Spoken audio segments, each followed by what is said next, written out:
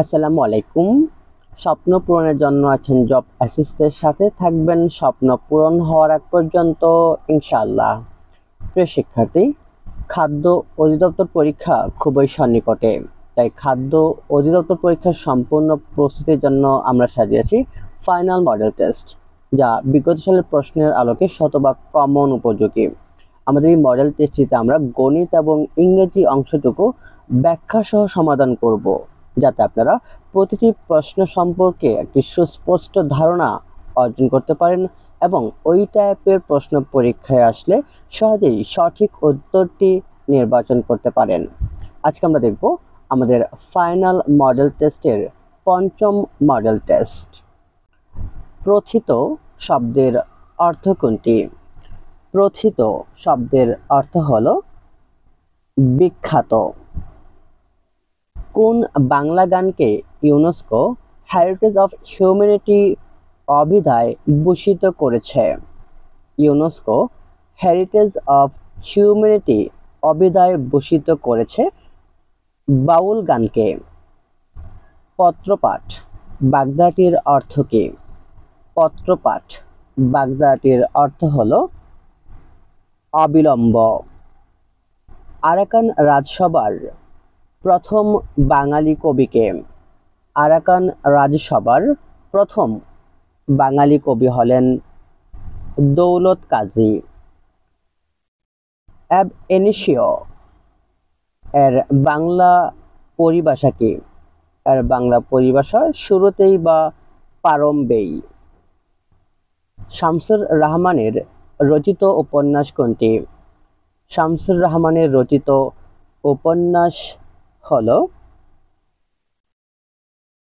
অদ্ভুত আদার এক। এটি শামসুর রাহমানের রচিত একটি উপন্যাস। নিচের কোনটি অপ্রধান সমাস? এখানে অপ্রধান সমাস হলো সব কয়টি? মহাকাব্যিক উপন্যাস নয় কোনটি? মহাকাব্যিক উপন্যাস নয়। আমাদের অপশনগুলোতে মহাকাব্যিক উপন্যাস নয় জাহান্নাম হইতে বিদায়, এটি হলো একটি মুক্তিযুদ্ধ ভিত্তিক উপন্যাস। বাকি তিনটি গায়ত্রী সন্ধ্যা, আগুন পাখি এবং সংসপ্তক, এটি হলো মহাকাব্যিক উপন্যাস। কোন বানানটি সঠিক নয়? এখানে সঠিক বানান নয়, সার্থক, এটি সঠিক বানান নয়। সুকার্ত তরবারি কাব্যগ্রন্থের রচয়িতাকে? সুকার্ত তরবারি কাব্যগ্রন্থটির রচয়িতা হলেন হাসান হাফিজুর রহমান। লিঙ্গান্তর হয় না এমন শব্দ কোনটি? লিঙ্গান্তর হয় না, কবিরাজ শব্দের লিঙ্গান্তর হয় না। কোনটি ইব্রাহিম খাঁর গ্রন্থ নয়? ইব্রাহিম খাঁর গ্রন্থ নয়, কোচবরণ কন্যা, এটি ইব্রাহিম খাঁর গ্রন্থ নয়। বাকি তিনটি আনোয়ার পাশা, ইস্তাম্বুল যাত্রীর পত্র এবং সোনার শিকল, এগুলোর রচয়িতা হলেন ইব্রাহিম খাঁ। শীতোষী এর সন্ধি বিচ্ছেদ কোনটি? শীতোষী এর সন্ধি বিচ্ছেদ হলো শীত যোগ এসি। উপেক্ষিত শক্তির উদ্বোধন প্রবন্ধে লেখকের জীবনী চেতনার কোন পরিচয় বিদিত হয়েছে?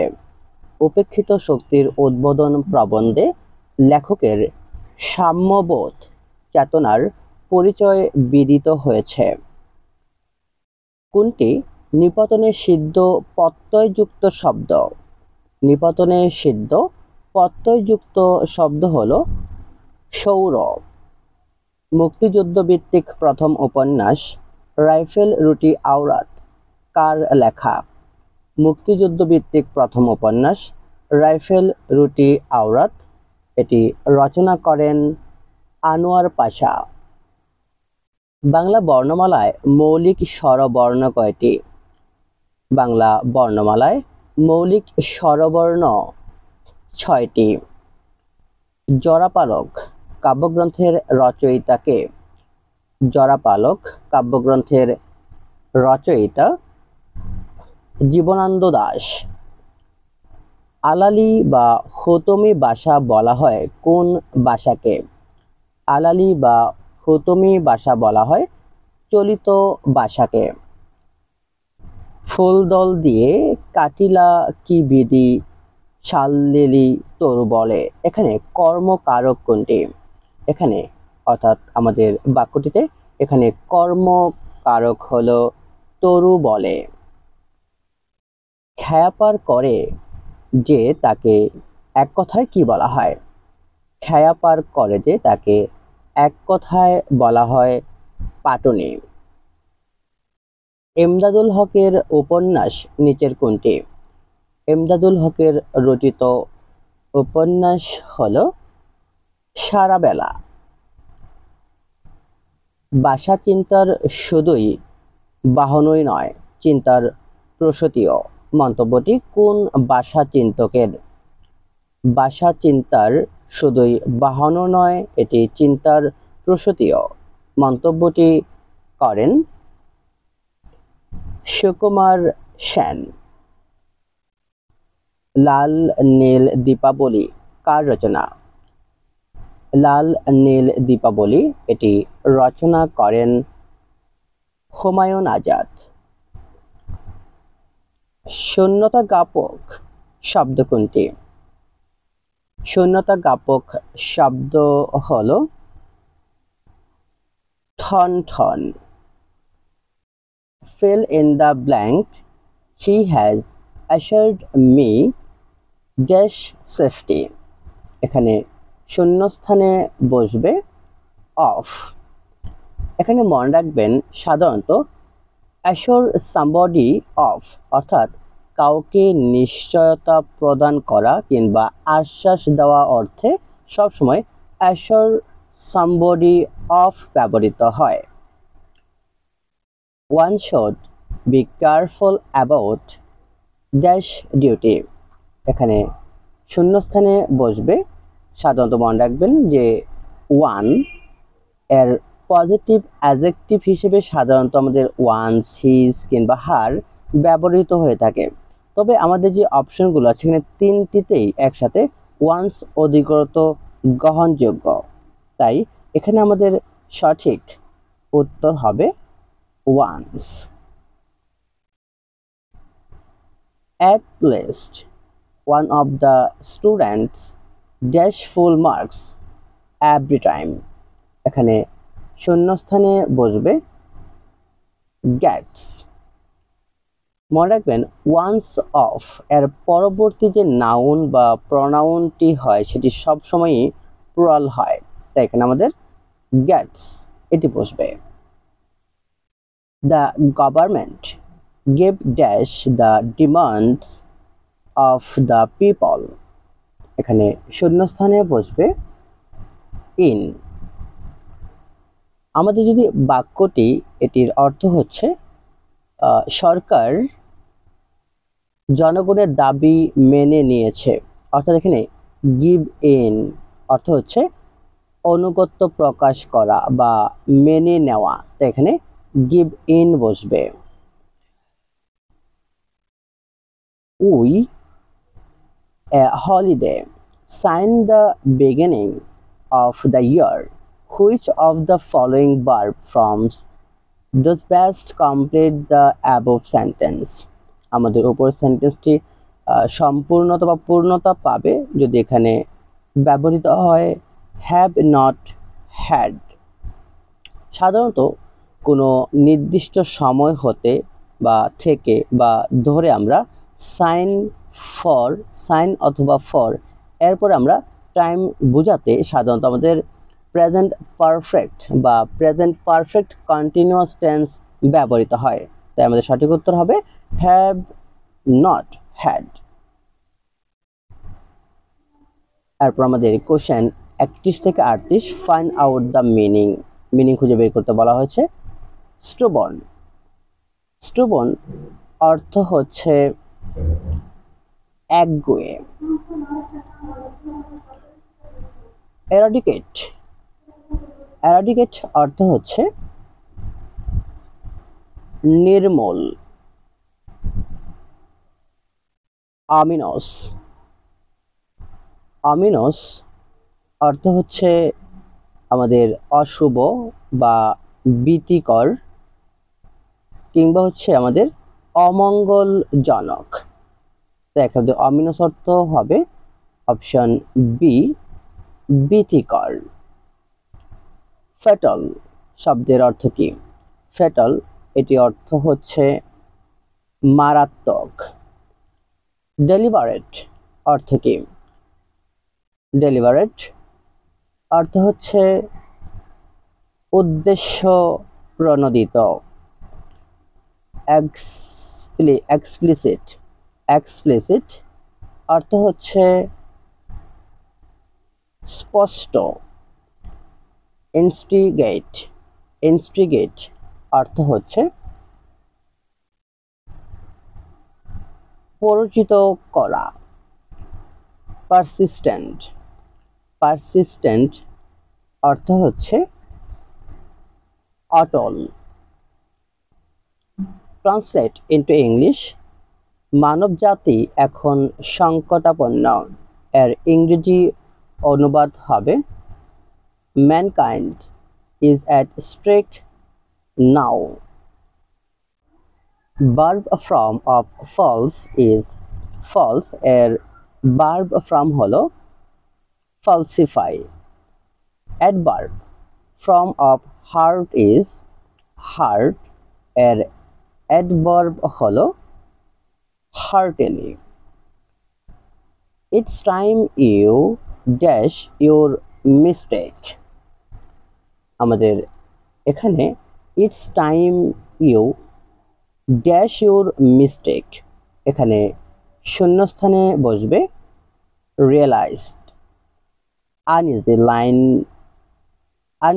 lies the head that dash a crown. এখানে uneasy lie the head that dash, had that dash এখানে শূন্যস্থানে বসবে wears. Read diligently lest your dash fail in the examination. এখানে শূন্যস্থানে বসবে, মনে রাখবেন এখানে সাধারণত হচ্ছে পাশে যদি কিছু ঘটে, যদি এরকম বোঝায় কোনো একটা বাক্যে, সেই ক্ষেত্রে আমাদের লিস্ট ব্যবহৃত হয়। যেহেতু এখানে লিস্ট ব্যবহৃত হয়েছে তার মানে পিছনে কিছু একটা ঘটেছে এমন নির্দেশ করেছে।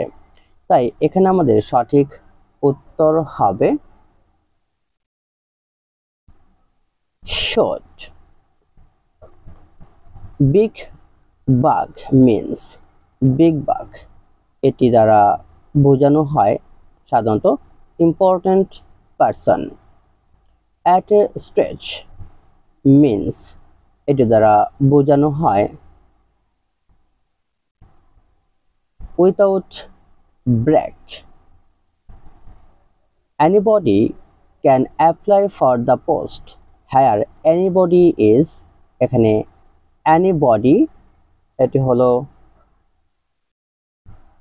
anybody এখানে ব্যবহৃত হচ্ছে ইনফিনিটি প্রনাউন হিসেবে।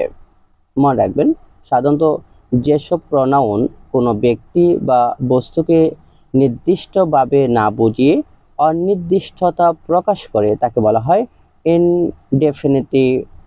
ইনডেফিনিটিভ প্রনাউন বলা হয় তাদেরকে। যেরকম আমরা বলতে পারি ওয়ান, এনি, সাম, ম্যান, নোবডি, এনিবডি, এগুলো হচ্ছে আমাদের infinitive pronoun. I open the door as soon as I dash the bell. এখানে শূন্যস্থানে বসবে here. সাধারণত অতীতকালে সংগঠিত দুটি কাজের মধ্যে আগে সম্পাদিত কাজটি হয় পাস্ট পারফেক্ট এবং পরবর্তী যে কাজটি হয় সেটি হয় পাস্ট ইনডিফিনিট। তাই এখানে আমাদের সঠিক উত্তর হবে আচ্ছা এখানে মনে রাখবেন যে সাধারণত যদি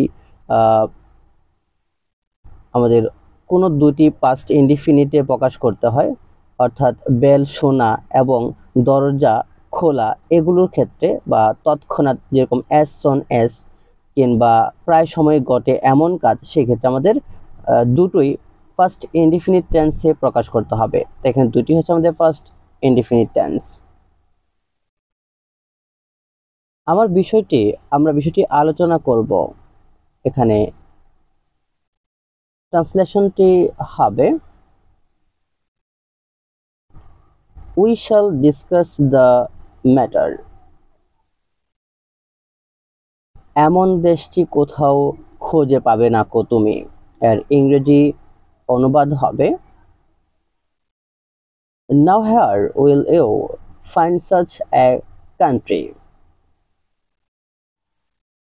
প্রিয় শিক্ষার্থী, এখন আমরা আমাদের ফাইনাল মডেল টেস্টের গণিতের অংশটুকু ব্যাখ্যা সহ সমাধান করব। আর অবশ্যই এখন আপনাকে খাতা কলম নিয়ে মনোযোগ সহকারে গণিতের অংশটুকু দেখতে হবে, যেন আপনি পরবর্তীতে এই টাইপের অঙ্কগুলো নিজেই ব্যাখ্যা সহ সমাধান করতে পারেন এবং সঠিক উত্তরটি নির্বাচন করতে পারেন। আমাদের প্রথমে যে অঙ্কটি দেওয়া আছে সেটি হলো 3/x। আমাদের এখানে লিখে ফেলি 3/x প্লাস আমাদের 4 হচ্ছে x প্লাস 1 ইকাল টু 2। এখান থেকে আমাদের x এর মান বের করতে বলা হয়েছে। খেয়াল করুন, তাহলে আমরা এখানে প্রথমে কি করতে পারি, আমরা এখানে লসাগু করতে পারি। যদি আমরা লসাগু করি x এবং x প্লাস 1 এর লসাগু হচ্ছে x ইন্টু x প্লাস 1। এখন আমরা এই x দিয়ে লসাগুকে ভাগ দেব। যদি ভাগ দেই তাহলে x ভাগ দিলে 1, তাহলে আমাদের এখানে x প্লাস 1 থাকছে। x প্লাস 1 কে আমরা এই 3 দিয়ে গুণ দেব। যদি আমরা 3 দিয়ে গুণ দিই তাহলে কত হচ্ছে, তাহলে হচ্ছে আমাদের 3x প্লাস 3। এরপর আমাদের প্লাস এই x প্লাস 1 কে আমরা এই লসাগু দিয়ে যে ভাগ দিই তাহলে শুধু আমাদের x থাকবে, আর এই x দিয়ে আমরা 4 কে গুণ দিলে হবে আমাদের 4x ইকাল টু 2। এখন আমাদের এখানে উপরে থাকতেছে কত দেখুন, 3x আর 4x যোগ করলে হচ্ছে আমাদের 7x প্লাস 3। আর নিচে আমরা যদি গুণ করে দেই তাহলে হচ্ছে আমাদের x স্কোয়ার প্লাস হচ্ছে x ইকাল টু 2। এখন আমরা আর গুণন করে দেব।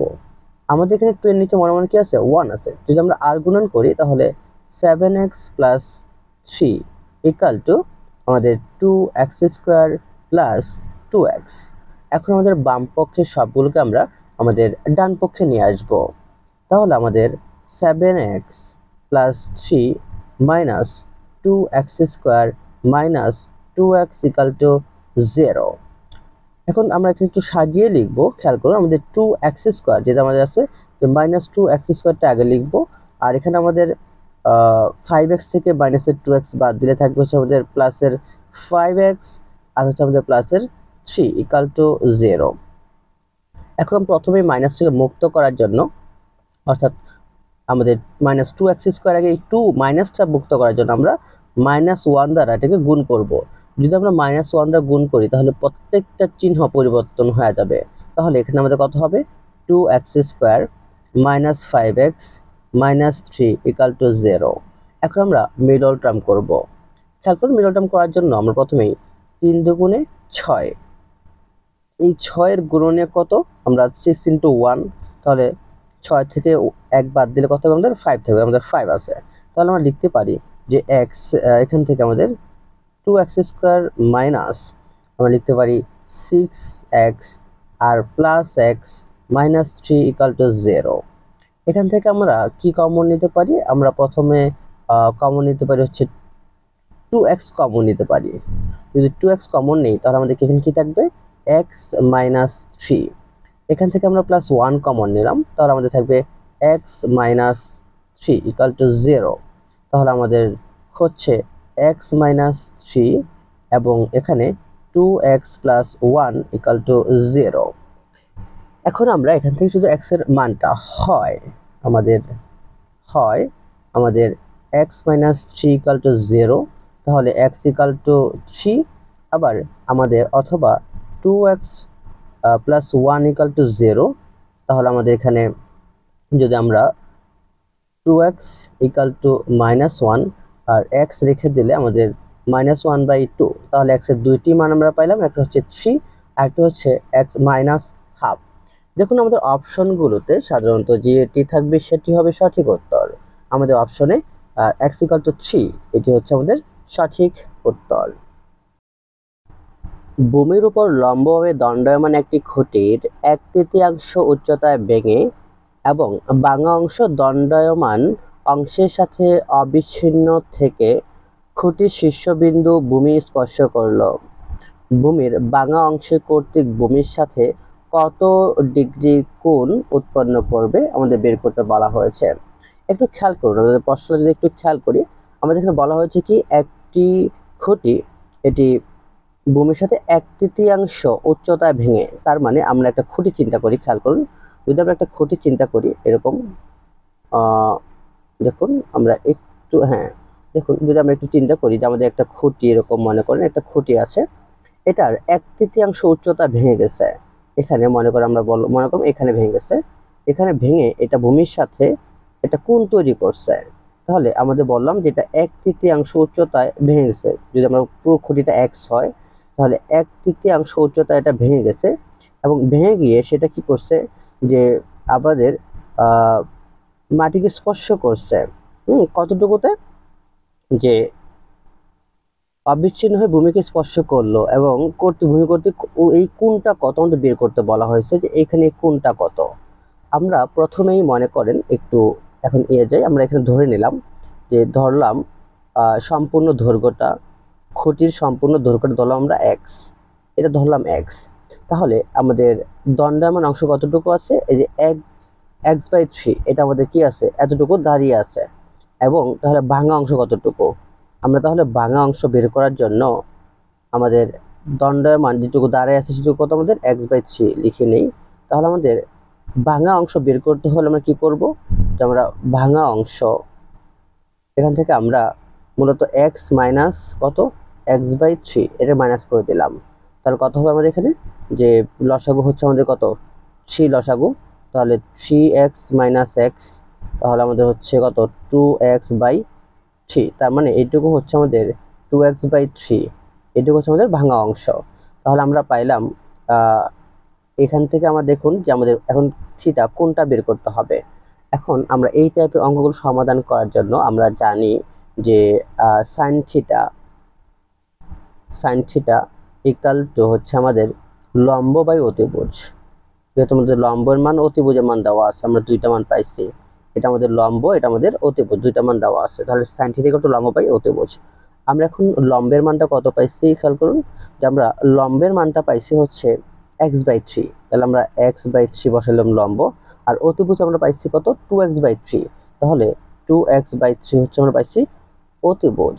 এখন এখান থেকে আমরা একটু ক্যালকুলেশন করি, আমরা x/3 যেহেতু ভাগ আছে তাহলে গুণ দিতে পারি, তাহলে উল্টে যাবে, উপরে 3 নিচে আমাদের 2x, আমাদের এটা কাটা, তাহলে শুধু থাকবে আমাদের কত x, আমাদের কত থাকবে, তাহলে এখানে হাফ থাকবে, নিচে আমাদের 1 উপরে আমাদের 1, তাহলে আমাদের হাফ থাকবে শুধু। তাহলে আমাদের হাফ, খেয়াল করুন সাইন হাফ এটা কত ডিগ্রি মান, সাইন হাফ হচ্ছে এটা আমাদের 30 ডিগ্রির মান। তাহলে এটা মনে রাখতে হবে আপনাদের, সাইনের যে মানগুলো আছে সেই মানগুলো অবশ্যই মনে রাখতে হবে। আমাদের সাইন হাফের মান হচ্ছে 30 ডিগ্রি, তাহলে সঠিক উত্তর হচ্ছে অপশন বি। লঞ্চ ও স্রোতের গতিবেগ যথাক্রমে 18 কিলোমিটার ও 6 কিলোমিটার। নদীপথে 18 কিলোমিটার অতিক্রম করে পুনরায় ফিরে আসতে কত সময় লাগবে?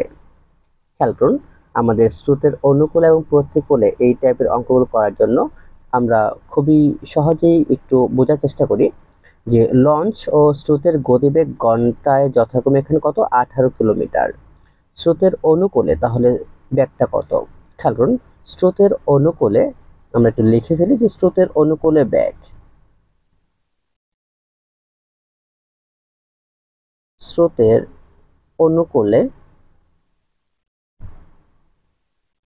অনুকূলে বেগ আমাদের কত হবে, যে এখানে দেখুন যে 18 কিলোমিটার এবং 6 কিলোমিটার, 18 কিলোমিটার হচ্ছে ঘন্টায় লঞ্চের এবং স্রোতের হচ্ছে 6 কিলোমিটার, তাহলে দুইটা একই দিকেই যাচ্ছে, তাহলে 18 যোগ হচ্ছে 6। আপনি যারা হচ্ছে বরিশাল বসবাস করেন কিংবা নৌকায় নৌকা দিয়ে হচ্ছে যাতায়াত করেন তারা জানবেন যে অবশ্যই যে স্রোতের অনুকূলে যদি আপনি যান, যদি আপনি নৌকায় বসেও থাকেন, তাহলে স্রোতের যে স্রোতের যে ব্যাগটা আছে ওই ব্যাগে আপনাকে ভাসিয়ে নিয়ে যাবে। তার মানে স্রোতের দিকে গেলে আপনি দুইটা বল ক্রিয়া করতেছে, একটা হচ্ছে স্রোতের ব্যাগ, আরেকটা হচ্ছে আপনি যদি বৈঠা দিয়ে যদি আপনি আরো শক্তি প্রয়োগ করেন তাহলে সেই নৌকার ব্যাগ। অর্থাৎ স্রোতের অনুকূলে গেলে আপনি দুইটা ব্যাগের দিকে যাচ্ছেন, একটা হচ্ছে লঞ্চের ব্যাগ, আরেকটা হচ্ছে স্রোতের ব্যাগ। দুইটার যোগফল কত আমাদের? 24। তার মানে আপনি 1 ঘন্টায় 24 কিলোমিটার যাচ্ছেন। আচ্ছা, এখন তাহলে আমাদের বলছে যে নদী পথে 48 কিলোমিটার অতিক্রম করে পুনরায় ফিরে আসতে কত সময় লাগবে। তাহলে আমরা 48 কিলোমিটার যদি স্রোতের অনুকূলে যাই কত সময় লাগবে খেয়াল করুন। তাহলে আমরা 48 কিলোমিটার যেতে সময় লাগবে, 48 কিমি যদি আমরা স্রোতের কোথায় যাব? অনুকূলে যাব। যদি অনুকূলে যাই তাহলে আমাদের সময় লাগবে 48 বাই কত? 24। যেহেতু আমরা 1 ঘন্টা 24 কিলোমিটার যাচ্ছি, তাহলে আমাদের 2 ঘন্টা পাইলাম যদি আমরা স্রোতের অনুকূলে যাই। এখন স্রোতের প্রতিকূলে ব্যাগটা কত খেয়াল করুন। স্রোতের প্রতিকূলে আমরা ব্যাগটা কত বের করব। আমাদের প্রতিকূলে কত ফিরে আসতে সময় কি স্রোতের প্রতিকূলে ফিরে আসব। তাহলে প্রতিকূলে স্রোতের প্রতিকূলে স্রোতের প্রতিকূলে ব্যাগ খেয়াল করেন। স্রোতের প্রতিকূলে মানে স্রোতের বিপরীত দিকে যদি আসেন তাহলে সেখানে আপনি কি স্রোত আপনাকে বাধা দিবে। তার মানে আপনি স্রোতের বিপরীত দিকে আসতে গেলে আপনার শক্তি বেশি লাগবে। তার মানে আপনি লঞ্চ দিয়ে যদি আসেন দেখবেন স্রোত আপনাকে কি তার উল্টা দিকে নিয়ে যাবে। তাহলে স্রোতের একটা মাইনাস করতে হবে। তাহলে 18 থেকে আমরা কি করব? আমরা 6 মাইনাস করে দেব। স্রোতের যে ব্যাগটা এটাকে আমরা মাইনাস করে দেব। তাহলে কত পেলাম এখানে আমরা? 12। তাহলে আমাদের এখানে লঞ্চের ব্যাগ কত? 12 কিলোমিটার/আওয়ার। তাহলে এখন আমাদের 48 কিলোমিটার যেতে কত লাগবে খেয়াল করুন। তাহলে আমাদের 48 কিলোমিটার যেতে সময় লাগবে। আমরা একইভাবে স্রোতের প্রতিকূলে আমাদের 48 কিলোমিটার যেতে লাগবে। তাহলে আমাদের 48 ভাগ হচ্ছে আপনার কত? 48 ভাগ হচ্ছে আপনার কত? 12। তাহলে আমাদের কত? 4 ঘন্টা। আমাদের হচ্ছে 4 ঘন্টা সময় লাগবে যদি স্রোতের প্রতিকূলে আসি। এখন আপনার মোট সময় কত বলছে যে আপনি যাবেন আবার ফিরে আসবেন, তাহলে মোট সময় কত লাগবে। তাহলে আপনি আগে গেছেন হচ্ছে 2 ঘন্টা, এখন ফিরে আসছেন 4 ঘন্টা, তাহলে মোট হচ্ছে 6 ঘন্টা আপনার আসতে এবং যেতে সময় লাগবে। তাহলে সঠিক উত্তর হচ্ছে অপশন সি, 6 ঘন্টা। আশা করছি বুঝতে পেরেছেন। আর যদি স্রোতের অঙ্ক আপনাদের সমস্যা হয় অবশ্যই শ্বশুরবাড়ি বরিশাল করে ফেলবেন, তাহলে স্রোতের অঙ্ক নিয়ে সমস্যা হবে না। প্র্যাকটিক্যালি আপনারা স্রোতের অনুকূলে এবং প্রতিকূলে আসা যাওয়া করবে। তো সাবধান, বরিশালে মেয়েরা কিন্তু দেখে দেখে বিয়ে করেন যেন আবার সংসারে বা সাংসারিক অশান্তি না ঘটে। কোন ত্রিভুজের দুই বাহুর দৈর্ঘ্য যথাক্রমে 8 সেন্টিমিটার এবং 10 সেন্টিমিটার, এদের অন্তর্ভুক্ত কোণ 60 ডিগ্রি। ত্রিভুজটির ক্ষেত্রফল কত বের করো। খেয়াল করুন, আমরা ত্রিভুজের ক্ষেত্রফল, একটা ত্রিভুজ দেওয়া আছে এখানে, আমরা যদি ত্রিভুজ অঙ্কন করি আপনাদের বোঝানোর সুবিধার্থে। খেয়াল করুন, মনে করেন একটা ত্রিভুজ আমরা অঙ্কন করলাম। এই ত্রিভুজটির কি দেওয়া আছে? এই ত্রিভুজের দেওয়া আছে আপনার দুইটা বাহু এবং একটি কোণ। একটা কোণ দেওয়া আছে আপনার 60 ডিগ্রি, মনে করেন এই কোণটিকে আমরা বললাম 60 ডিগ্রি, এবং দুইটা বাহু দেওয়া আছে, একটা হচ্ছে 10 সেন্টিমিটার আর একটা হচ্ছে 8 সেন্টিমিটার। মনে করেন আমরা এটা দিলাম হচ্ছে 8 সেন্টিমিটার, এটা দিলাম 10 সেন্টিমিটার। আপনাকে বলছি ত্রিভুজের ক্ষেত্রফল কত। খেয়াল করুন, আমরা এই টাইপের অর্থাৎ ত্রিভুজের ক্ষেত্রফল বের করার জন্য একটা সূত্র জানি, সেটা হচ্ছে যে ত্রিভুজের ক্ষেত্রফল ইকুয়াল টু, আমরা এখানে লিখি ক্ষেত্রফল, শুধু লিখলাম না, ক্ষেত্রফল ইকুয়াল টু আমরা জানি হাফ ইন্টু ভূমি গুণ উচ্চতা। না, যদি আমাদের উচ্চতা এবং ভূমি দেওয়া থাকতো তাহলে আমরা সেই সূত্র ব্যবহার করতাম। হাফ ইন্টু বাহুদ্বয়ের গুণফল ইন্টু সাইন থিটা।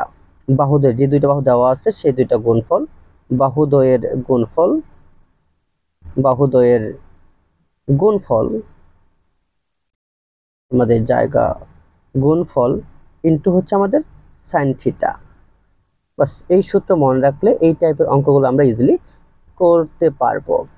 খেয়াল করুন তাহলে, অর্থাৎ এইটা মনে রাখতে পারেন, অথবা আপনি দেখতে পারেন যে half into A B sine theta. যেটা মনে রাখেন, এ বি মানে হচ্ছে আমাদের দুইটা বাহুর গুণফল, আপনি half into A B sine theta সহজে মনে রাখতে পারেন। এখন আমাদের হাফ এ আর বি অর্থাৎ দুইটা বাহু দেওয়া আছে, সেটা কত আমাদের 8 ইন্টু 10 ইন্টু হচ্ছে আমাদের সাইন থিটা। তাহলে এখানে আমরা যদি কাটি, দেখেন আমরা 2 দিয়ে কাটতে পারি। 2 দিয়ে কাটলে 4 দুগুণে 8, 4 4 10 হচ্ছে আমাদের কত, তাহলে 40। তাহলে আমাদের 40 ও আচ্ছা, সাইন থিটা জায়গায় আমরা মানটা বসাই দিই, এটাকে না রেখে কত দিতে হচ্ছে 60 ডিগ্রি, তাহলে 60 ডিগ্রি বসাই দিই 60 ডিগ্রি, তাহলে আমাদের এখানে কত হচ্ছে 40। আর সাইন 60 ডিগ্রির মান কত? সাইন 60 ডিগ্রির মান হচ্ছে √3/2, √3/2। তাহলে আমরা 2 দিয়ে কাটতে পারি, হচ্ছে আমাদের 20, তাহলে 20√3 হলো আমাদের উত্তর। তাহলে আমাদের অপশন 20√3 অর্থাৎ সি নাম্বারটা হচ্ছে আমাদের সঠিক উত্তর। এ ও বি কেন্দ্র বিশিষ্ট দুইটি বৃত্ত ও বিন্দুতে বহিস্থভাবে স্পর্শ করেছে, তাহলে এ ও বি কত? খেয়াল করুন, যেহেতু বহিস্থভাবে স্পর্শ করেছে, আপনাদেরকে যদি একটু আমরা বোঝানোর জন্য একটা চিত্র অঙ্কন করি। মনে করেন আমাদের এই একটা বৃত্ত এবং আমাদের এইটা হচ্ছে আরেকটা বৃত্ত, দুইটা বৃত্ত বলছে, তারা দুইটা বৃত্ত, মনে করেন এটা আমাদের কেন্দ্র, এটা আমাদের কেন্দ্র, তাহলে এটা আমাদের এ বি, এটা আমাদের হচ্ছে মাঝখানে হচ্ছে ও, এটা হচ্ছে আমাদের বি। তাহলে এখন এ ও বি এ কোণের মানটা কত? এখন এটা একটা সরল কোণ, সরল কোণ, তার মানে কত? 180 ডিগ্রি। তাহলে সঠিক উত্তর হচ্ছে আমাদের সি, 180 ডিগ্রি। পানি ও পনির ও তপনের আয়ের অনুপাত 4:3। তপন ও রবিনের আয়ের অনুপাত 5:4। পনিরের আয় হচ্ছে 120 টাকা, তাহলে রবিনের আয় কত বের করতে বলা হয়েছে। খেয়াল করুন, আমরা এই টাইপের অঙ্কগুলো করার জন্য, অর্থাৎ অনুপাত থেকে যদি আমাদের প্রশ্ন আসে, আমরা এখানে কি দেওয়া আছে যে পনির ও তপনের আয়ের অনুপাত কত, আমরা একটু বের করে নেই যে পনিরের আয়ের অনুপাত কত। আমাদের পনির দুইজনেরটা, তাহলে আমাদের পনির, পনির ও হচ্ছে কে তপন, পনির ও তপন, তপনের আয় আমরা লিখলাম কত দেওয়া আছে আমাদের 4:3, 4:3। আর আমাদের একটু নিচে আরেকটা লিখে নেই, সেটা দেওয়া আছে আমাদের কার, পনির তপন ও রবিনের আয়, তপন ও রবিনের আয়। তাহলে তপন ও রবিনের আয় কত আমাদের? আমাদের হচ্ছে 5:4। আমরা এটাকে মূলত এখন মিশ্র অনুপাত করার জন্য গুণ দেব। আমাদের 4, এটাকে আমরা গুণ দেব হচ্ছে কত দিয়ে? 5 দিয়ে যদি গুণ দেই, তাহলে 5 দিয়ে গুণ অনুপাত আমাদের হচ্ছে 3 × 5, তাহলে কত হচ্ছে? 4×5 হচ্ছে আমাদের 20, তাহলে 20:3×5 = 15। এটাকে সেম আমরা মাত্র আমরা জাস্ট একটা, যে এখানেও তপন এখানেও তপন, এই তপন অনুপাতটা ঠিক রাখার জন্য 3 জন অনুপাতটা আমরা তৈরি করতেছি। আমাদের 5 গুণ এটাকে গুণ দিলাম হচ্ছে 3 দিয়ে, এই অনুপাত 4 × 3, তাহলে আমাদের কত হচ্ছে? 15:12।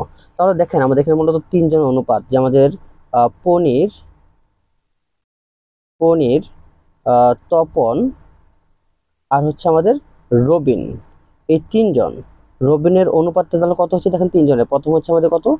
20:15 হচ্ছে 12, এই 3 জনটা আমরা পেয়ে গেলাম। এখন আমাদের কারটা দেওয়া আছে, আমাদের দেওয়া আছে হচ্ছে যে কার অনুপাত দেওয়া আছে, পনিরের আয় দেওয়া আছে, বের করতে বলছে কারটা, বের করতে বলছে রবিনের আয় কত। তাহলে আমাদের পনির ও রবিনের আয় আমরা এখানে লিখতে পারি যে, আমরা লিখতে পারি এখানে যে পনির ও রবিন, রবিনের আয় কত আমাদের এখানে দেখেন, পনির আর রবিন, তাহলে পনির হচ্ছে কত? 20 আর রবিন কত? 15। তাহলে আমরা লিখতে পারি রবিন আয় হচ্ছে 12, তাহলে আমাদের 15:20 অনুপাত হচ্ছে 12, 20:12। এখন আমরা এটাকে যদি ভাগাকারে লিখি, আমাদের পনিরটা থাকবে উপরে, পনির, এই যে হচ্ছে আমাদের রবিন, ইকাল টু আমাদের হচ্ছে 20:12। তাহলে আমরা কাটটা দেওয়া আছে, আমরা যদি এখান থেকে কাটটা বের করব, রবিনেরটা বের করব, তাহলে রবিনকে রেখে দিলাম, রবিন ইকাল টু পনির, ওই পাশে যে কি হবে? গুণ হবে। তাহলে আমাদের কত? যে এখানে দেখুন যদি গুণ হয়, তাহলে গুণ হলে এটার সাথে গুণ হলে আমাদের পনির কত? 120 টাকা, তাহলে 120 টাকা ছিল, তাহলে আমাদের 120 গুণ হচ্ছে 12 বাই হচ্ছে আমাদের কত? 20, তাহলে আমরা বাই হচ্ছে 20 কাটতে পারি 6, 6 বার তাহলে কত 72 টাকা। এটা হলো আমাদের কার আয়, রবিনের আয়। তো সঠিক উত্তর হচ্ছে 72, 72 টাকা, অপশন সি হলো সঠিক উত্তর। 40% চক্রবৃদ্ধি মুনাফায় আমাদের এত টাকার 2 বছরের জন্য বিনিয়োগ করা হলে যদি চক্রবৃদ্ধি মুনাফা ত্রৈমাসিক হিসেবে ধরা হয় তাহলে চক্রবৃদ্ধি মূলধন কত বের করো। খেয়াল করুন, এই টাইপের অঙ্কগুলো করার জন্য আপনাকে অবশ্যই বুদ্ধিমত্তার পরিচয় দিতে হবে। হ্যাঁ, আপনাকে হচ্ছে টেকনিক্যালি ক্যালকুলেশন করতে হবে যে আপনাকে যেন সহজে করতে পারেন। এখানে খেয়াল করুন আমাদের কি দেওয়া আছে, আমাদের এখানে দেওয়া আছে আপনার যে বছরে ত্রৈমাসিক মানে 3 মাস পর পর আপনি মুনাফা পাবেন। তাহলে বছর কয়বার পাবেন, 4 বার পাবেন। তাহলে আপনি খেয়াল করেন যে 1 বছরে আপনি মুনাফা পাচ্ছেন 4 বার। হ্যাঁ, 1 বছরে 4 বার মুনাফা পাইতেছেন। তাহলে আপনাকে 2 বছর বলছে, তাহলে 2 বছর কয়বার পাবেন, তাহলে 2 বছরে আপনি মুনাফা পাবেন কয়, মোট 8 বার। 2 বছর মুনাফা পাবেন আপনি 8 বার। তাহলে আপনার এখানে n কত, তাহলে এটা হচ্ছে আমাদের এই 8 বার হচ্ছে আপনার n এর সংখ্যা n। আর কত, আর হচ্ছে 40%। তার মানে আমাদের রেট অফ ইন্টারেস্ট হচ্ছে 40%। তার মানে আমাদের কত, 40/4 দিয়ে ভাগ দিলে কত হবে আমাদের, যেহেতু আপনি 3-4 বার পাচ্ছেন বছরে, আমাদের বার্ষিক মুনাফা হচ্ছে বছরে একবার দেয়, যেহেতু এখানে আমাদের 40% বছরে, তাহলে আপনি 3 মাস পর পর পাইতেছেন, তাহলে 4 দিয়ে ভাগ দিয়ে দিবেন, দিলে আমাদের কত 10% হবে আমাদের মুনাফার হার। এখন যদি আমরা আমাদের যে সূত্র আছে সেই সূত্র অনুসারে, অর্থাৎ আমাদের এই চক্রবৃদ্ধির অঙ্কগুলো করার জন্য সহজেই আপনারা করতে পারবেন কি, যেহেতু আমাদের এখানে কতবার পাচ্ছি, যে 4 বার পাচ্ছি, বছরে 4 বার পাচ্ছি, যত বার হবে অত পার্সেন্ট দিয়ে দিবেন। এখানে কত পার্সেন্ট পাচ্ছেন, 10% পাচ্ছেন না? তাহলে সহজ কথা, আমাদের মোট যে টাকাটা আছে এটা কত আমাদের, শূন্য কয়টা, 1 2 3 4 5 6 7 8টা, তার মানে 1 কোটি টাকা। 1 2 3 4 5 6 7 8, 1 কোটি। এর আমাদের কত দেখেন, 10%, কতবার, 4 বার। 10% কতবার, 4 বার। তাহলে আপনি 4 বার, যেহেতু আপনি মোট কয় বের করবেন, সরি মোট কয়বার পাবেন, 8 বার পাবেন। তাই এটাকে 1000 এর আপনি এটাকে গুণ দিবেন কত দিয়ে, যে আমাদের 10% মানে কত, 10% মানে 110 এর 100, এটাকে লিখবেন। তাহলে আমাদের 110 বাই হচ্ছে 100 ইন্টু 110 বাই হচ্ছে 100 ইন্টু 110 বাই হচ্ছে 100। তারপর হচ্ছে আমাদের আবার নিচে, অর্থাৎ আপনি 8 বার লিখবেন, 110 ইন্টু হচ্ছে আমাদের 100 ইন্টু 110 ইন্টু 100 ইন্টু 110 ইন্টু হচ্ছে 100। তারপর হলো 1 2 3 4 5 6, 6 110 বাই 100 ইন্টু 110 বাই 100, অর্থাৎ 8 বার আপনি এটা লিখবেন। যেহেতু যত বার হবে, এখানে n সংখ্যা যতবার হবে অতবারই আপনি দিবেন। খেয়াল করুন, এটা যদি আমরা ক্যালকুলেশন করি তাহলে এটা উত্তর হবে আমাদের কত, 0 0 কাটা যাবে সব, তাহলে আমাদের 11/8, সরি 11 সম 8 হবে, 11 টু দি পাওয়ার 8 হবে এটির উত্তর। তাহলে অপশন কত, অপশন গ হলো এটির সঠিক উত্তর, মানে অপশন সি হলো, অপশন ডি হলো সঠিক উত্তর। 6a স্কয়ার বিসি এবং 4a cube b square C square সংখ্যা দ্বয়ের সহগের গসাগু নিচের কোনটি। খেয়াল করুন, এখানে সংখ্যা দ্বয়ের, এখানে আমাদের যে সহগ কত, একটা হচ্ছে 6, একটা হচ্ছে 4। তাহলে 4 এবং 6 এর গসাগু হচ্ছে আমাদের কত, আমাদের গসাগু হচ্ছে এখানে 2। তাহলে 2 আর a square B square C square, তাহলে এটি হবে আমাদের সঠিক, সরি এখানে আমাদের দেখতে হবে সঠিক উত্তর অপশনে কি আছে, না সঠিক উত্তরটি অপশনে নেই। এখানে সঠিক উত্তরটি হবে এখানে আমাদের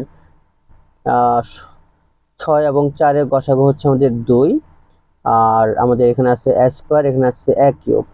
তাহলে a স্কয়ার a কিউব, তাহলে এখানে থাকবে হচ্ছে আমাদের a স্কয়ার সবচেয়ে ছোটটা, আর এখানে b স্কয়ারে থাকবে হচ্ছে আমাদের b আছে, এখানে এখানে আছে শুধু b, তাহলে থাকবে হচ্ছে b। c স্কয়ার আছে c, তাহলে হচ্ছে আমাদের c। তাহলে এটি হবে আমাদের সঠিক উত্তর। নিচের কোন ভগ্নাংশটি সবচেয়ে বড়, এখানে সবচেয়ে বড় ভগ্নাংশ কোনটি। খেয়াল করুন, সবচেয়ে বড় ভগ্নাংশ বের করার জন্য আমরা আমাদের যে অপশনগুলো আছে সেগুলো থেকে আমরা সহজে নির্ণয় করতে পারি। একটু অপশনগুলোকে শুধু আমরা চেক করব।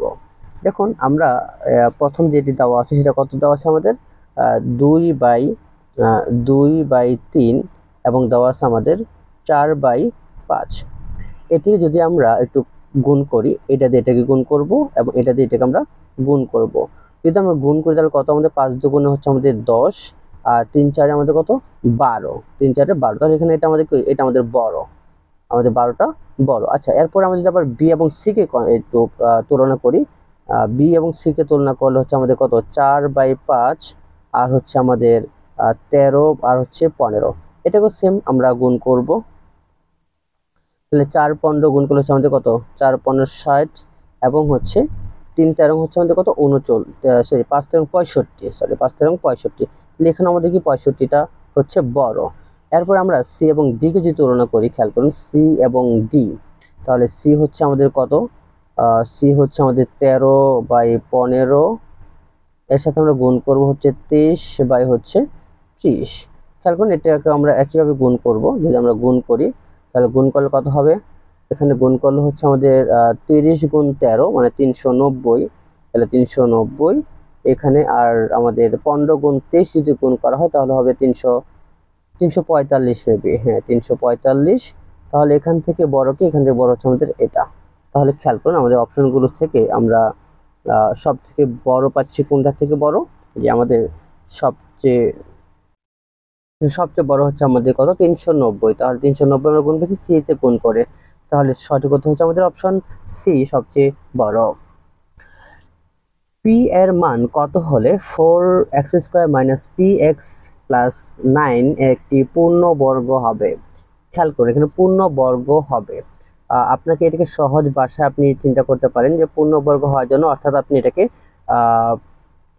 কি বসাইলে এখানে আপনি মূলত যে a + b হচ্ছে বর্গ বানাতে পারবেন। আমি এটাকে সহজভাবে এটাকে বলতে পারি, আমি আমার মতো করে বলি, এটাকে অনেকভাবে ব্যাখ্যা করা যায় বা অনেকে অনেকবার ব্যাখ্যা করে। তো আমি এটাকে চিন্তা করি মূলত এইভাবে যে আমাদের এখানে কত আছে 4x², আর আপনার এখানে দেওয়া আছে আমাদের px। তো px এর আপনার সংখ্যা লাগবে, প্লাস হচ্ছে আমাদের 9 এটা দেওয়া আছে। আমি এটাকে a² বানাবো, এটাকে আমি a² বানাই তাহলে আমাদের 2x² এটাকে আমি b² বানাবো। b² কারণ কত আমাদের এখানে আমাদের লাগতেছে কত, যে 3 থেকে 9, তার মানে 3², 3 থেকে 9। এখন খেয়াল করুন মাঝখানে আমাদের কি লাগবে 2ab, সূত্রের হচ্ছে 2, a হচ্ছে 2x আর b হচ্ছে আমাদের 3। তাহলে এখানে বর্গের সূত্র হয়। তাহলে এখানে কত কত আমাদের 2 দুগুণে 4, 3 4 12, অর্থাৎ 12x। x আমাদের আছে, অর্থাৎ 12 হইলে কি হয় একটা পূর্ণবর্গ হয়, মানে আমাদের বর্গের সূত্র হয়। তাহলে আমরা সহজ কথা এখানে আমাদের 12 b বসাইলে আমাদের কি হবে, একটি পূর্ণবর্গ সংখ্যাটি p এর মান 12 হলে কি পূর্ণবর্গ হবে। এটিকে সহজেই আমরা এভাবে মনে রাখতে পারি। 18 এবং 72 এর গুণোত্তর গড় কোনটি? 18 এবং 72 এর গুণোত্তর গড়, খেয়াল করুন আমরা যদি 18 এবং 72 এর গুণোত্তর গড় বের করতে চাই, আমরা সহজভাবে একটু চিন্তা করতে পারি যে আমাদের কি কি আছে 18 এবং 72, 18 এবং 72। তাহলে এটাকে আমরা গুণোত্তর গড় বের করতে বলছি, আমরা √ওভার দিয়ে দিলাম। √ওভার দিয়ে এখান থেকে আমরা এটাকে একটু বিশ্লেষণ করবো এখন। তাহলে কত আমাদের আছে 18 গুণোত্তর গড় না গুণ দিয়ে দিলাম, গুণোত্তর গুণ। তাহলে আমাদের 18কে লিখতে পারি 9 গুণ 2, 9 দুগুণে 18। আর 72কে লেখা যায় কত, আমরা 72কে লিখতে পারি 36 গুণ হচ্ছে 2, 36 দুগুণে 72। আবার আমরা এখানে লিখতে পারি দেখেন যে তাহলে কত কত এখানে আমাদের যে পূর্ণবর্গ কয়জন, এখানে 9 গুণ 36 গুণ 2 দুগুণে আমাদের 4। তাহলে খেয়াল করুন সবগুলো আমাদের কি পূর্ণ সংখ্যা। তার মানে আমরা এখানে যদি লিখতে পারি কত কত কাটা যাবে আমাদের, যে আমাদের এখানে লিখতে পারি যে আমাদের এটা কত 3², মানে আমরা 9কে কত 3² লিখতে পারি। তাহলে থাকবে, আচ্ছা লিখিয়ে দেই, তাহলে আমাদের 3² গুণ 6² গুণ 2² লেখা যায়। এখন দেখুন আমরা আলাদা যদি করে দেই, আলাদা করে দিলে কত √3², √এর 3 কাটা যাবে, শুধু থাকবে 3। এখানে √6², √² কাটা থাকবে কত আমাদের 6। এখানে √4, √2², √² কাটা যাবে, থাকবে কত আমাদের 2। এটাকে গুণ করলে যা হবে সেটাই 3 দুগুণে 6, 3 6 18, 18 দুগুণে 36 হলো আমাদের গুণোত্তর গড়। তাহলে সঠিক উত্তর হচ্ছে আমাদের 36। সঠিক উত্তর অপশন সি হলো সঠিক উত্তর। জলিল মিয়া 5 সপ্তাহে 380 টাকা সঞ্চয় করলে একই হারে তিনি কত সপ্তাহে এই টাকার 2.6 গুণ সঞ্চয় করবেন? খেয়াল করুন সহজ একটি গড়ের অঙ্ক। এখানে আমরা মূলত প্রথমে যদি এক সপ্তাহে সে কত বের করে নিতে পারি যে তিনি এক সপ্তাহে কত টাকা আয় করেন। তাহলে আমরা দেখেন যদি একটু চিন্তা করি যে জলিল মিয়া সে 5 সপ্তাহে আয় করে কত টাকা, যে 5 সপ্তাহে 5 সপ্তাহে সে এটা আয় করে কত, সরি 380 টাকা লিখি, ভুল লিখছি, 380 টাকা সে আয় করে কত, এক সপ্তাহে, এক সপ্তাহে। তাহলে সে 5 সপ্তাহে কত টাকা আয় করে, তাহলে এক সপ্তাহে কত, আমাদের 5 সপ্তাহে কত গুণ হয়ে যাবে, 380 গুণ হচ্ছে আমাদের 380 গুণ 5, 380 গুণ 5 দিলে কত হবে আমাদের,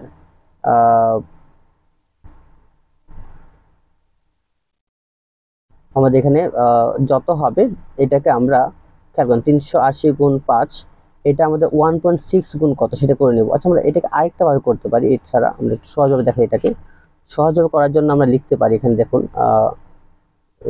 2.6 গুণ না, তাহলে আমাদের মনে করেন যে সে 380 টাকা এটা আয় করে হচ্ছে আমাদের কত টাকায়, এক সপ্তাহে, এক সপ্তাহে। আচ্ছা তাহলে আমরা এটাকে করতে পারি হচ্ছে, মনে করেন তাহলে 1 টাকা আয় করতে কত লাগবে, 1 টাকা আয় করতে লাগবে আমাদের, সরি 5 সপ্তাহে, এক সপ্তাহে না 5 সপ্তাহে সে আয় করে এই টাকা, আমাদের 5 সপ্তাহ, এক সপ্তাহে আয় করবে এত টাকা আয় করবে 380 বাই এত টাকায়, সরি 380 টাকা আয় করে সে 5 সপ্তাহে, তাহলে 1 টাকা আয় করবে 5 বাই এত টাকা।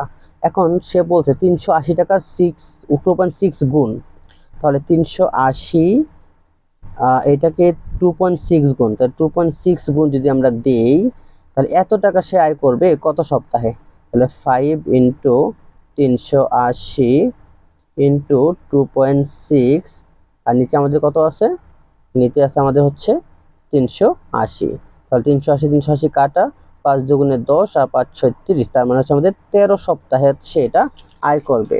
তাহলে সঠিক উত্তর হচ্ছে আমাদের 13 সপ্তাহ, ডি হচ্ছে সঠিক উত্তর। এই অঙ্কগুলো এক একজন একইভাবে করে, আপনাদের সুবিধার্থে যেটা মনে রাখতে পারেন, তো আমার কাছে এটা সহজ মনে হয় আমি এটা আপনাদেরকে দেখালাম। এরপর হচ্ছে আমাদের যে একটি বার্ষিক 10.50% মুনাফায় 5,000 টাকার 2 বছরের চক্রবৃদ্ধি মুনাফা কত হবে, 2 বছর চক্রবৃদ্ধি মুনাফা। আমরা এটাকেও সেম একইভাবে করতে পারি আমাদের চক্রবৃদ্ধির সূত্র অনুসারে। এখানে আমাদের সঠিক উত্তর হবে, আমরা এটাকে উত্তর বলে দেব না করে দেব, সহজ কথা আপনি বলতে পারেন যে আমাদের কত হবে এটা, আমরা একটা মুনাফার সূত্র জানি, সূত্রটা কি, যে মুনাফার সূত্রটা হচ্ছে যে চক্রবৃদ্ধি মুনাফা বা চক্রবৃদ্ধি মূলধনের সূত্র হচ্ছে আমাদের সি ইকাল টু আমাদের P into 1 plus R to the power N. Just এই সূত্রে আপনি মানগুলো বসালেই সহজে আনসারটা চলে আসবে।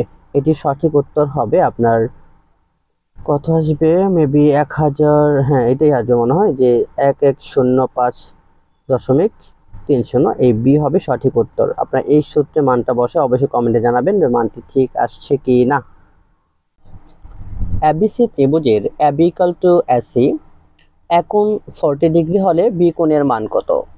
খেয়াল করুন এখানে মূলত আমাদের যদি একটা ত্রিভুজ চিন্তা করি, এটা আমাদের একটি ত্রিভুজ হচ্ছে, এই ত্রিভুজের এ বি এসি সমান, আমরা এটা হচ্ছে এ, এটা বি, এটা হচ্ছে সি, তাহলে এ বি এবং এসি সমান, যেহেতু সমান দুইটা বাহু সমান তার মানে এটা কি একটা সমদ্বিবাহু ত্রিভুজ, এবং এই সমদ্বিবাহু এটা হচ্ছে আমাদের 40 ডিগ্রি।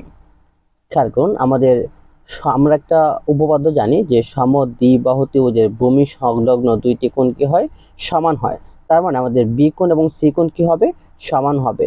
যেহেতু এক কোণের মান 40 ডিগ্রি, আমরা জানি তিনটা কোণের যোগফল কত, একটি ত্রিভুজের তিনটি কোণের সমষ্টি হচ্ছে 180 ডিগ্রি। তাহলে 180 থেকে যদি আমরা এক কোণের মান 40 ডিগ্রি মাইনাস করে দেই তাহলে কত হয়, 100 কত ডিগ্রি, 60 ডিগ্রি, সরি হ্যাঁ 40 থেকে 100 হচ্ছে 40 বার, তাহলে 140 ডিগ্রি। 140 ডিগ্রিকে যদি আমরা 2 দিয়ে ভাগ করে দেই তাহলে কত হবে, 2 দিয়ে ভাগ করলে হবে আমাদের 70 ডিগ্রি। তাহলে আমাদের সঠিক উত্তর হচ্ছে 70 ডিগ্রি, অপশন বি হলো সঠিক উত্তর।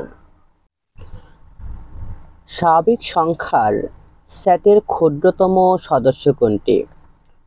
আমাদের স্বাভাবিক সংখ্যার সেট হচ্ছে, আমরা জানি যে একটি স্বাভাবিক সংখ্যা তার মানে ন্যাচারাল নাম্বার সেট হচ্ছে আমাদের 1 2 3 4 ডট ডট এগুলো। তাহলে এখানে সবচেয়ে ছোট হচ্ছে আমাদের কত 1, এটি হলো সবচেয়ে ছোট সদস্য। যদি 2 two the power 2x plus 3 equal to 5 two the power 3x plus 6 হয়, তাহলে এখানে x এর মান কত? খেয়াল করুন, এই টাইপের অঙ্কগুলো সমাধান করার জন্য আমরা কি দেওয়া আছে, আমাদের দেওয়া আছে এখানে 25 টু দি পাওয়ার ব্র্যাকেটে লিখি 2x প্লাস কত 3, আর এখানে দেওয়া আছে 5 two the power 3x plus 6, এটা আমাদের দেওয়া আছে। তাহলে এখান থেকে আমরা লিখতে পারি সহজে, এই 25 কে লিখতে পারি 5 স্কয়ার লিখতে পারি, তাহলে 5 square 2x plus 3 equal to 5 3x plus 6 এটা লেখা যায়। তাহলে এখান থেকে আমরা এই 5 দিয়ে 2 দিয়ে গুণ দিতে পারি, তাহলে আমাদের 5 2 দুগুণে 4, তার মানে 4x plus 6 equal to 5 two the power 3x plus 6। আমাদের 5 এবং 5 যদি আমরা বাদ দিয়ে দিই তাহলে কত, যে 4x plus 6 equal to 3x plus 6। তাহলে এখান থেকে আমরা যদি 3x থেকে এই পাশে নিয়ে আসি তাহলে কত, যে আমাদের 4x minus 3x equal to 6, এই 6 থেকে ওই পাশে নেন -6, তাহলে 4x শুধু x থাকবে, 4x থেকে 3x বাদ শুধু x ইকুয়াল টু কত 0। তাহলে আমাদের x এর মান হচ্ছে 0, অপশন এ হলো সঠিক উত্তর। একটি দোকানে একটি চেয়ারে 5,000 টাকা বিক্রয় করা হলো বা বিক্রয়ের জন্য রাখা হলো। দোকানদার ম্যানেজারের ধারণা করেন চেয়ারটি তিনি আরো বেশি দামে বিক্রি করতে পারবেন এবং তিনি চেয়ারটির দাম 8% বাড়িয়ে দিলেন। এক সপ্তাহ পরে চেয়ারটি অবিক্রিত রয়ে গেল। তখন ম্যানেজার চেয়ারের দাম সর্বশেষ মূল্য থেকে 10% কমিয়ে দিলেন। তখন চেয়ারটির বিক্রি হয়ে গেল। চেয়ারের বিক্রয় মূল্যটি কত? খেয়াল করুন, এখানে আমাদের একটি খুবই সুন্দর একটি টুইস্ট দেওয়া আছে অঙ্কটির ভিতরে, যে প্রথমেই সে 8% বর্ধিত মূল্যটা কত ছিল আমরা এটাকে বের করব, যে 8% বৃদ্ধিতে আমাদের চেয়ারের মূল্যটা কত ছিল। তাহলে 8% বৃদ্ধিতে চেয়ারের মূল্য খেয়াল করুন, আমরা কিছু শর্টকাটে বের করবো, আমরা ঐকিক নিয়মে যাব না। আমাদের চেয়ারের মূল্য ধরা হয়েছিল কত টাকা, 5,000 টাকা। তাহলে এর সাথে আমাদের কত 8%, তাহলে এত টাকার আমরা একসাথে করার জন্য আমরা 5,000 এর সাথে 5,000 এর 8%, তাহলে 8%, 8/100, আমরা একটু শর্টকাট করার চিন্তা করতেছে। তাহলে এখানে আমরা করে 0 0 কাটা দেন, 0 0 কাটা, তাহলে 400, তাহলে আমাদের এখানে কত, যে 5,000 যোগ হচ্ছে 400, তাহলে কত আমাদের 5400 টাকা হলো আমাদের চেয়ারের 8% বৃদ্ধিতে মূল্য। এখন 10% হ্রাসে মূল্যটা কত? তাহলে 10% যদি হ্রাসে আমাদের মূল্যটা হবে কত? তাহলে আমরা 5,000 থেকে মাইনাস করব, 5,000 থেকে আমরা 5,000 না, আমাদের বলছে পরবর্তী মূল্য থেকে, মানে 5400 থেকে আমাদের এই বাড়ানোর পর থেকে আমরা মাইনাস করবো। তাহলে 5400 মাইনাস আমাদের হচ্ছে কত, আমাদের 5400 এর 10%, 5400 এর হচ্ছে 10%, তাহলে 10 কত 100। তাহলে এখানে আমরা কাটতে পারি কত, এটা 0 0 কাটা দেন, তাহলে আমরা 5400 মাইনাস হচ্ছে এখান থেকে যাবে কত, মাইনাস যাবে আমাদের 5 নং 54, তাহলে হচ্ছে আমাদের এখানে 540, সেখানে তো 5400 5 না 5400 লিখছিলাম, সরি 0 কাটা, 5400 540 আমাদের এখানে যাবে 540, তাহলে 540 দিয়ে আমরা মাইনাস করে দেই, তাহলে হচ্ছে আমাদের 4860 টাকা থাকবে, অর্থাৎ এটা হচ্ছে আমাদের সঠিক উত্তর।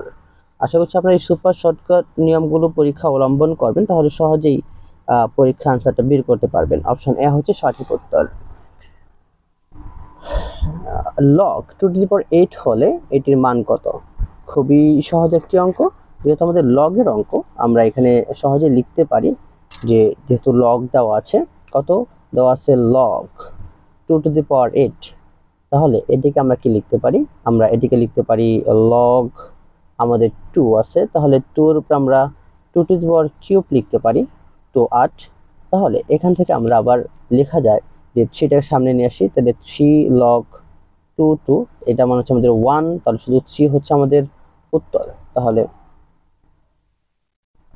3 × 1 3, তাহলে আমাদের উত্তর হচ্ছে অপশন সি হলো সঠিক উত্তর। 1 + 5 + 9 + 13 ধারাটির n তম পদ কত? ধারাটির n তম পদ আমরা জানি, আমাদের n তম পদ নির্ণয়ের সূত্র হচ্ছে, আমাদের n তম পদ নির্ণয়ের সূত্র আমরা জানি যে a + n - 1 × d, a + n - 1 × d, এটা হলো আমাদের n তম পদ নির্ণয়ের সূত্র। এখন আমাদের এখানে বের করতে বলা হয়েছে যে এই ধারাটির n তম পদ কত হবে। তা দেখুন আমাদের প্রথম পদ কত 1, তাহলে আমরা একটু লিখি প্রথম পদ কত 1 প্লাস এখানে সাধারণ পার্থক্য কত, সাধারণ অন্তর হচ্ছে আমাদের 5 থেকে 1 বার, তার মানে আমাদের 4, আমাদের nটা তো আমরা বের করব, তাহলে nই থাকবে। আর আমাদের n - 1 d হচ্ছে আমাদের কত 4, তাহলে এখন গুণ দিয়ে দেন, তাহলে 1 প্লাস আমাদের 4n মাইনাস কত 4, তাহলে 4n - 3, এটা হলো আমাদের সঠিক উত্তর। তাহলে অপশন বি হলো সঠিক উত্তর। ট্রাপিজিয়ামের সমান্তরাল বাহু দৈর্ঘ্য যথাক্রমে 7 সেন্টিমিটার ও 5 সেন্টিমিটার, তাদের মধ্যে দূরত্ব 4 সেন্টিমিটার হলে এর ক্ষেত্রফল কত বর্গ সেন্টিমিটার হবে? ট্রাপিজিয়ামের ক্ষেত্রফলের সূত্র আমরা জানি যে হাফ ইন্টু সমান্তরাল বাহুদ্বয়ের সমষ্টি ইন্টু এদের দূরত্ব।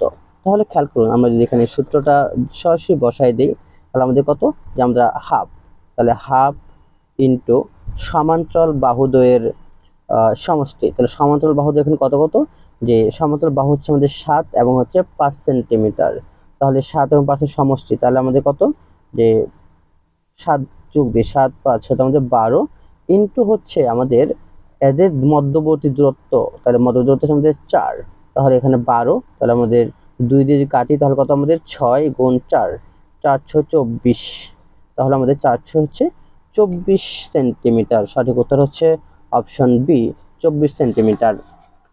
একজন দোকানদার 110 টাকা কেজি দামের কিছু চায়ের সঙ্গে 100 টাকা কেজির দামের দ্বিগুণ পরিমাণ চা মিশ্রিত করে তা 120 টাকা কেজি দরে বিক্রয় করে মোট 2000 টাকা লাভ করলেন। দোকানদার দ্বিতীয় প্রকারে কত কেজি চা ক্রয় করেছিলেন? খেয়াল করুন, এখানে আমাদের একটু একটু বিস্তারিত করে আমরা আপনাদেরকে বোঝানোর চেষ্টা করব। সাধারণত এখানে আমরা ধরে নেই যে দেখুন প্রথমবার কত চা কিনছিল আমরা জানি না, আমরা ধরে নেই সে প্রথম চা ক্রয় করেছিল এক্স। খেয়াল করুন, ধরে নিলাম সে প্রথম চা ক্রয় করছিল এক্স, তাহলে দ্বিতীয় কত করছিল তার দ্বিগুণ, তাহলে কত 2x। এখন তাদের মিশ্রণ করছে, এই দুটো যদি আমরা মিশ্রণ করি তাহলে কত হবে, যে x + 2x ইকুয়াল টু কত আমাদের 3x, এই মিশ্রণে আমরা পেলাম 3x। এখন চায়ের বিক্রয় মূল্য কত, আমাদের চায়ের বিক্রয় মূল্য হচ্ছে 120 টাকা করে বিক্রি করছে, তাহলে 120 গুণ 3x, তাহলে কত হলো আমাদের 360x, এটা হলো আমাদের গুণ 360x সে বিক্রয় করলো। এখন তাহলে আমাদের এই 3x চায়ের ক্রয় মূল্য কত বের করতে বলছে, তাহলে 3x চায়ের ক্রয় মূল্য হবে আমাদের, আমরা এখানে লিখতে পারি যে 3x চায়ের ক্রয় মূল্য, চায়ের ক্রয় মূল্য কত টাকা। খেয়াল করুন, আমাদের প্রথম কত ছিল 110 টাকা, তাহলে আমাদের 110 টাকা সে 110x এর সাথে গুণ হচ্ছে আমাদের, সরি কি লিখলাম, 110 × x প্লাস হচ্ছে আমাদের 100 × 2x, তাহলে আমাদের কত 310x, 310x। এখন আমরা যদি প্রশ্ন মতো এটাকে মাইনাস করে দেবো, তার মানে কত, যে দেখুন যে প্রশ্ন মতো আমাদের লিখতে পারি যে 360x, 360x থেকে minus 310x, 310x equal to 2000 টাকা সে লাভ করছে, 2000 টাকা লাভ করছিল। তাহলে কত এখানে আমাদের এখানে 50x ইকুয়াল টু 2000, তাহলে আমাদের যদি x রেখা দিই তাহলে 50 দিয়ে 2000কে ভাগ দিলে হবে কত 40, তার মানে কি করছিল সে তার দ্বিগুণ প্রকার চা ক্রয় করছিল, তাহলে তার দ্বিগুণ কত হবে আমাদের, তাহলে 40 গুণ 2, তার মানে হচ্ছে আমাদের 80 কেজি চা সে ক্রয় করছিল। সঠিক উত্তর হবে অপশন কত 80 কেজি, অপশন বি হলো সঠিক উত্তর। একটি বর্গাকার বাগানের ক্ষেত্রফল 1 হেক্টর হলে বাগানটির পরিসীমা কত? খেয়াল করুন, আমরা এখানে বাগানের যেহেতু বলছে বর্গাকার বাগান, বর্গ আকারের বাগান, তাহলে আমরা যে বাগানের দৈর্ঘ্যটা ধরি x, তাহলে তার ক্ষেত্রফল কত x², সহজ কথা। যদি বাগানটা ধরি এক বাহু দৈর্ঘ্য x ধরি, তাহলে ক্ষেত্রফল হচ্ছে x স্কোয়ার, আর x স্কোয়ার সমান হচ্ছে তার 1 হেক্টর, আর 1 হেক্টর মানে হচ্ছে আমাদের কত, ওই যে 10,000 বর্গমিটার। তাহলে 1 2 4 10,000 বর্গমিটার। তাহলে এখান থেকে আমরা এক্সটাকে রেখে দিলাম, রুট ওভার হচ্ছে আমাদের 1 2 4 10,000 বর্গমিটার। তাহলে কত আমাদের 100। তাহলে এই হলো আমাদের 100 হলো কি আমরা এক বাহু দৈর্ঘ্য। হচ্ছে পরিসীমা কত, আমরা পরিসীমাকে কি করবো 4 দিয়ে গুণ দিয়ে দেবো। তাহলে 100 গুণ 4 তার মানে 400 হইলো তার কি পরিসীমা, 400 মিটার। তাহলে অপশন বি হলো সঠিক উত্তর। একজন 10 জন ছাত্রের বয়সের গড় 15 বছর, তাদের একজন ছাত্র আসায় তাদের বয়সের গড় 16 হলো। নতুন ছাত্রের বয়স কত? খুবই সহজ অঙ্ক। আমাদের 10 জনের বয়সের গড় দেওয়া হয়, তাহলে সমষ্টি কত হবে, যে 10 জন ছাত্রের বয়সের গড় 15 বছর, তাহলে মোট কত? তাহলে মোট হচ্ছে আমাদের 150। তাহলে 10 গুণ 15 150। এখন একজন আসাতে 11 জন হলে তাদের বয়সের হচ্ছে কত, 16 কেজি হয়েছে, 16 হয়েছে, বয়স 16। তাহলে আমাদের 10 জন ছিল, বয়স ছিল 15, তাহলে আমাদের 150। আর আমাদের 11 জন হওয়াতে 11 জনের সাথে আরো 16 হয়েছে, এক বছর বাড়ছে। তাহলে 11 জন 16 বছর করে সমষ্টি হচ্ছে 11 গুণ 16 176। হ্যাঁ 176। তাহলে 176 থেকে যদি আমরা 150 মাইনাস করি, 176 মাইনাস 150, তাহলে হচ্ছে আমাদের কত, 26 বছর। তার মানে আমাদের শেষে যে ছাত্রটি আসছিল তার বয়স হচ্ছে 26 বছর, অপশন সি। আমাদের লাস্ট প্রশ্ন সেটি হলো যে 1 প্লাস আরেকটা আছে 1 যোগ 5 যোগ 4 ডট ডট 81 ইকাল টু কত? খেয়াল করুন, আমরা এটি সমষ্টি নির্ণয়ের সূত্র জানি। সমষ্টি নির্ণয়ের সূত্রটি কি? যে সমষ্টি নির্ণয়ের সূত্র হলো আমাদের শেষ পদ বিয়োগ প্রথম সংখ্যা ইন্টু অন্তর্যোগ 1, এটা আমাদের পদ সংখ্যা বের করার জন্য সূত্র। অর্থাৎ আমরা এখান থেকে এটা কততম, 81টা কততম পদ আমরা জানি না। এই 81টা কততম পদ তা আগে আমাদের বের করে নিতে হবে। তাহলে আমরা পদ সংখ্যা বের করে নিই, যে আমাদের পদ সংখ্যা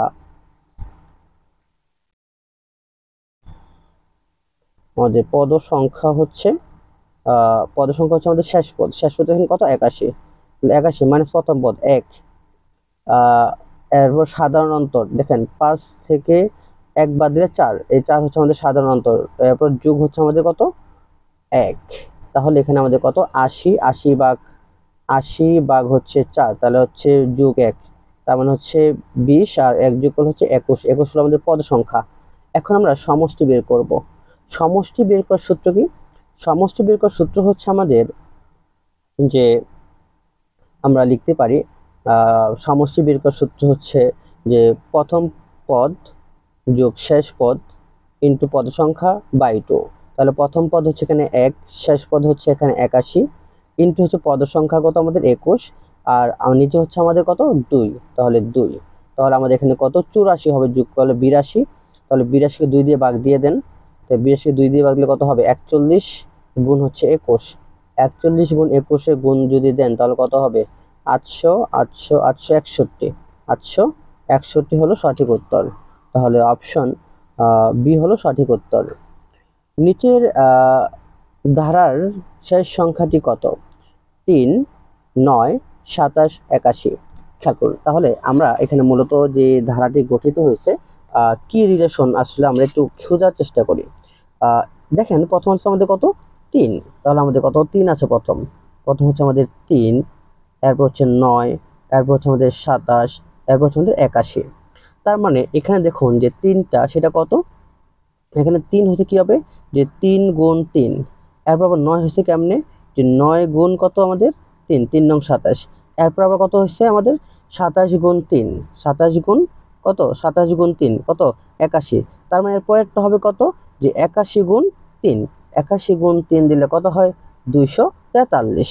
তার মানে 243 হলো আমাদের সঠিক উত্তর। তাহলে অপশন বি হলো সঠিক উত্তর। বর্তমানে বায়ু দূষণে বিশ্বে ঢাকা শহরের অবস্থান কততম? বর্তমানে বায়ু দূষণে বিশ্বে ঢাকা শহরের অবস্থান তৃতীয়। সম্প্রতি রাশিয়া ইউক্রেন যুদ্ধ বন্ধের দুই দেশের প্রতিনিধিদের দ্বিতীয় দফার বৈঠক কোথায় অনুষ্ঠিত হবে? সম্প্রতি রাশিয়া ও ইউক্রেন যুদ্ধ বন্ধের দুই দেশের প্রতিনিধিদের দ্বিতীয় দফার বৈঠক অনুষ্ঠিত হবে ইস্তাম্বুলে। জরুরি অবস্থার মেয়াদ সর্বোচ্চ কতদিন? জরুরি অবস্থার মেয়াদ সর্বোচ্চ 120 দিন। সংবিধানের 50-এর 3 নং অনুচ্ছেদ অনুযায়ী বাংলাদেশের রাষ্ট্রপতি কার নিকট পদত্যাগ করেন?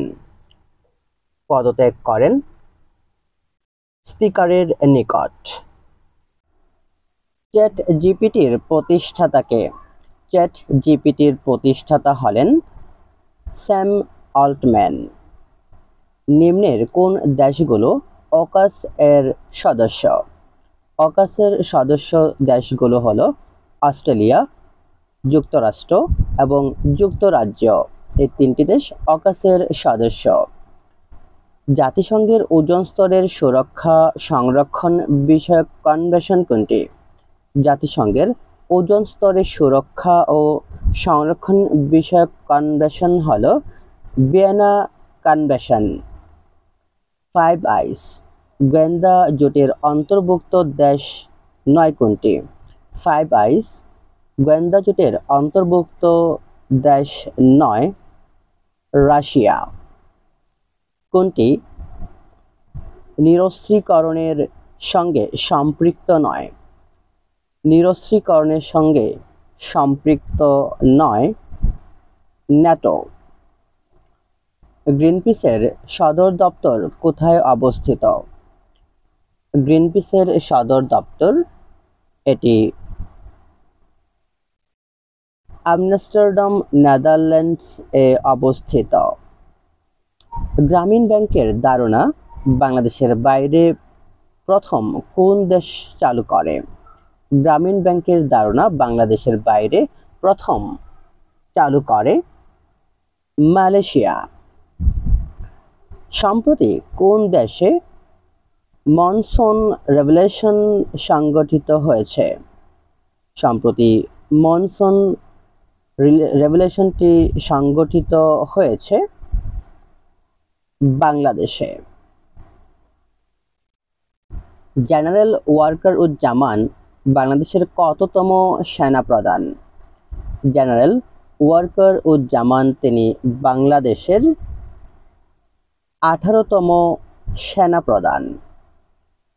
বাংলাদেশের জুলাই হত্যাকাণ্ড তদন্ত শুরু করেছে কোন আন্তর্জাতিক সংস্থা?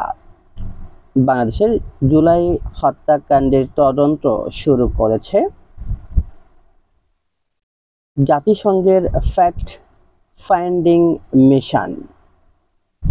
33তম গ্রীষ্মকালীন অলিম্পিকে সর্বাধিক স্বর্ণ পদক পায় কোন দেশ? 33তম গ্রীষ্মকালীন অলিম্পিকে সর্বাধিক পদক অর্জন করে যুক্তরাষ্ট্র। 2024 সালের বৈশ্বিক ক্ষুধা সূচকের সর্বনিম্ন দেশ কোনটি? 2024 সালের বৈশ্বিক ক্ষুধা সূচকের সর্বনিম্ন দেশ হল সোমালিয়া।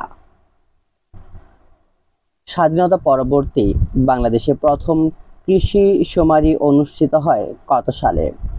স্বাধীনতা পরবর্তী বাংলাদেশে প্রথম কৃষি শুমারি অনুষ্ঠিত হয় 1977 সালে।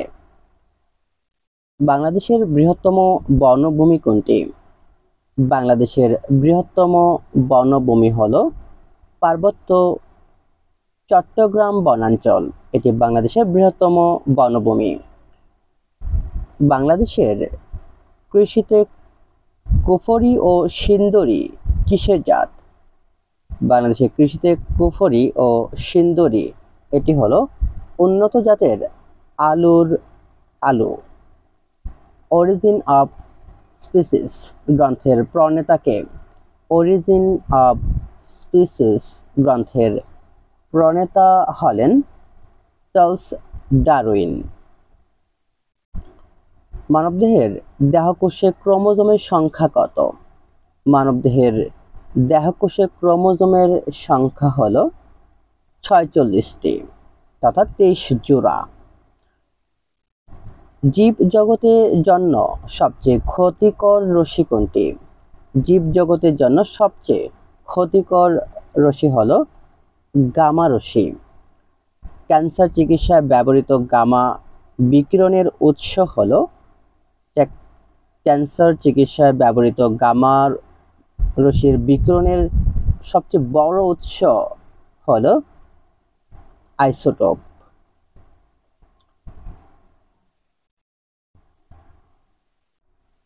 পিকোনেট কি? পিকোনেট হলো ব্লুটুথ নেটওয়ার্ক। পানির জীব হয়েও বাতাসে নিঃশ্বাস নেয় কোনটি? পানির জীব হয়েও বাতাসে নিঃশ্বাস নেয় শুশুক। প্রিয় শিক্ষার্থী, এ ছিল আমাদের পঞ্চম মডেল টেস্টটি, যা খাদ্য অধিদপ্তরের বিগত সালের প্রশ্নের আলোকে সাজানো এবং শতভাগ কমন উপযোগী।